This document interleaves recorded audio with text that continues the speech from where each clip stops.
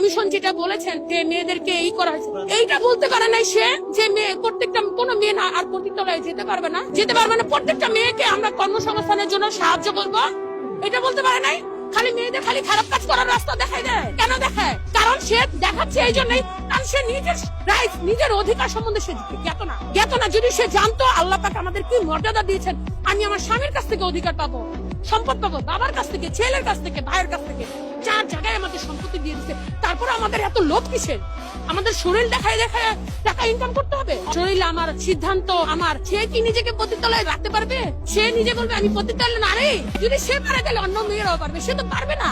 তাহলে কেন আরেকটা মেয়েকে পতিতালয়ে রাখ? কেন তাদের জন্য কর্মসংস্থানের ব্যবস্থা করার রাস্তা দেখাতে পারে না তারা? ওইসব মেয়েদের জন্য একটা দোকানপাট, অন্য কিছু আর কোনো বিকল্প কোনো পন্থা ছিল না? পতিতালয়কে কেন তারা সেটা বাস্তবায়নের জন্য চেষ্টা করবে? সেটা আমি ইসলামিক দৃষ্টিকোণ থেকে এটাই বলে, মা